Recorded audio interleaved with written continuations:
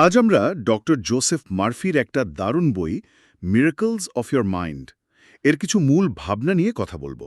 হ্যাঁ, বইটার একটা সারাংশ আমরা দেখেছি। সেখানে মূলত অবচেতন মনের যে অসম্ভব শক্তি, মানে আমাদের জীবন বদলে দেওয়ার ক্ষমতা, সেটার কথাই বলা হয়েছে। ঠিক তাই। আর আমরা দেখব কিভাবে এই শক্তি কাজে লাগিয়ে ধরুন স্বাস্থ্য বা সম্পদ অর্জন, হুম। এমনকি নেশা বা সম্পর্কের মতো কঠিন চ্যালেঞ্জগুলো পার করা যায়। লেখক তো কিছু পদ্ধতির কথাও বলেছেন। আচ্ছা, তো লেখক শুরুতেই মনকে দুটো ভাগে ভাগ করেছেন। বলছেন একটা চেতন মন আর একটা অবচেতন মন। হ্যাঁ, চেতন মনটা হলো যেটা যুক্তি দিয়ে চলে, বিচার করে। আর অবচেতন মন, ওটা হলো অনুভূতি আর ইন্টুয়েশন, মানে সজ্ঞা নির্ভর। কিন্তু এই দুটো একসাথে কাজ করে কিভাবে, মানে এদের সম্পর্কটা ঠিক কী রকম? খুব ভালো প্রশ্ন। লেখক অবচেতন মনকে তুলনা করেছেন একটা উর্বর জমির সাথে। উর্বর জমি। হ্যাঁ, মানে ওখানে যে বীজই ফেলা হোক না কেন, সেটাই ফলে, চেতন বা অচেতন, যেভাবেই হোক। আচ্ছা। চেতন মনটা অনেকটা জাহাজের ক্যাপ্টেনের মতো। সে পথ দেখায়, অর্ডার দেয়। আর অবচেতন মন, সে হলো ইঞ্জিন রুম। মানে শুধু অর্ডার পালন করে, প্রশ্ন করে না। একদম। যা বিশ্বাস করেন, যা নির্দেশ দেন, অবচেতন মন সেটাই গ্রহণ করে নেয়। মানে আমাদের গভীর বিশ্বাসগুলোই আসল। তার মানে আমরা যদি বুঝে শুনে ঠিকঠাক পরামর্শ বা সাজেশন দিতে পারি আমাদের মনকে, তাহলেই কাজ হবে। অবচেতন মন সেটাই সত্যি করতে লেগে পড়বে। এখানেই কি ওই সাজেশনের পাওয়ারের ব্যাপারটা আসছে? ঠিক ধরেছেন। বইয়ের সারাংশে এটাই জোর দিয়ে বলা হয়েছে, বিশেষ করে ঘুমের ঠিক আগে বা যখন মন শরীর একদম শান্ত, রিল্যাক্সড, হুম। তখন পজিটিভ কথা বললে বা ভাবলে সেটা নাকি মনে গেঁথে যায় সহজে। যেমন একটা উদাহরণ দিলে ভালো হয়। ধরুন কাল একটা জরুরি প্রেজেন্টেশন আছে।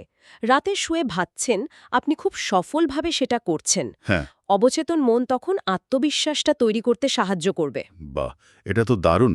তার মানে কি ছোটখাটো রোজকার কাজেও এটা ব্যবহার করা যায়? মানে ধরুন ঠিক সময়ে ঘুম থেকে ওঠা। ধ্যান বা ধরুন নতুন কোনো অভ্যাস তৈরি করা, সবেতেই এটা কাজে লাগানো যেতে পারে। আচ্ছা, আর স্বাস্থ্যের ব্যাপারে কি বলছে?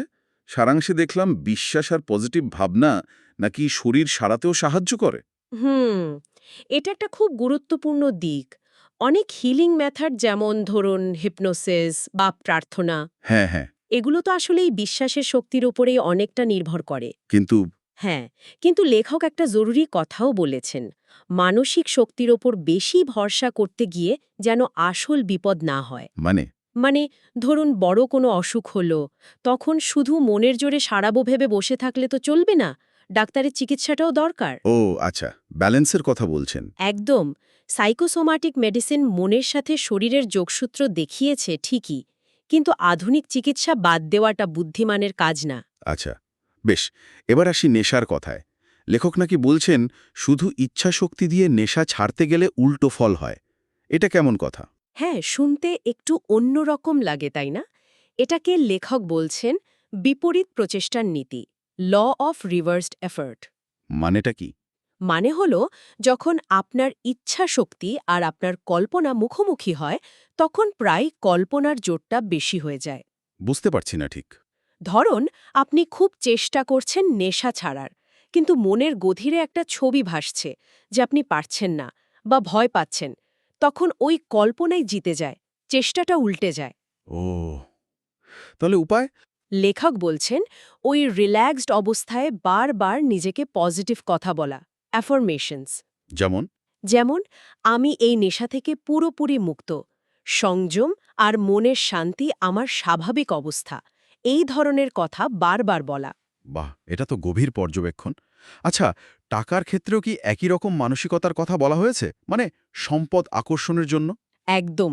বইয়ের সারাংশ অনুযায়ী আর্থিক অবস্থাটা আসলে অনেকাংশেই একটা মানসিক অবস্থা। তাই? হ্যাঁ, মানে গরিবই চিন্তা করলে গরিবই আসে।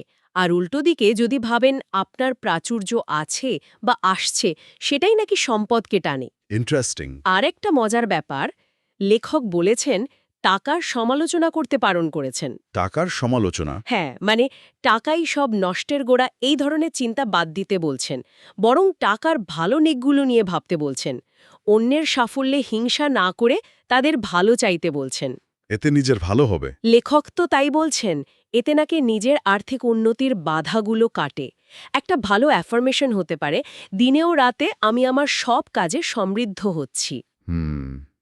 সম্পর্ক বা ধরুন দাম্পত্য জীবনে সুখী হওয়ার জন্যও কি এই নীতি কাজে লাগে? অবশ্যই, এখানেও সেই একই ব্যাপার, অবচেতন মনকে পজিটিভ ধারণা দিয়ে প্রোগ্রাম করা। কিভাবে?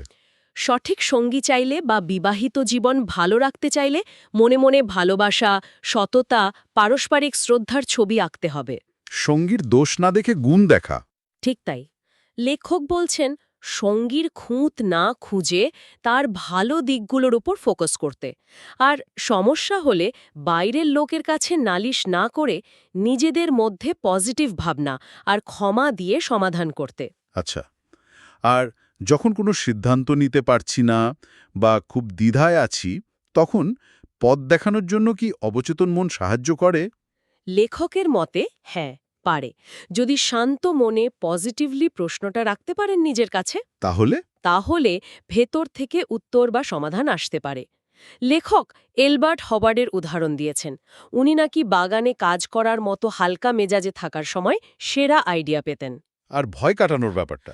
ও হ্যাঁ, ভয়। এমারসনের ওই বিখ্যাত কথাটা তো আছেই, যে কাজটা করতে ভয় পাও সেই কাজটাই করে ফেলো, তাহলে দেখবে ভয়ের মৃত্যু নিশ্চিত। মানে ফেস করতে হবে। একদম। ভয়কে জয় করতে হলে মনে মনে পজিটিভ ফলাফলের ছবি তৈরি করতে হবে, আত্মবিশ্বাস আনতে হবে। এই আইডিয়াগুলো তো খুবই শক্তিশালী লাগছে শুনতে, কিন্তু এর কি কোনো সমালোচনা বা সীমাবদ্ধতার কথা বলা হয়েছে সারাংশে? হ্যাঁ, একটা দিক উল্লেখ করা হয়েছে, বলা হয়েছে যে মনকে এইভাবে শুধু দুটো ভাগে, চেতন আর অবচেতন, ভাগ করাটা। সরলীকরণ। হ্যাঁ, আধুনিক নিউরোসায়েন্সের নিরিখে এটা একটু সিম্পল মডেল মনে হতে পারে। আমাদের ব্রেন বা জ্ঞানীয় প্রক্রিয়াগুলো আসলে সম্ভবত আরও অনেক বেশি জটিল, অনেক বেশি ইন্টারকানেক্টেড। বুঝতে পারছি।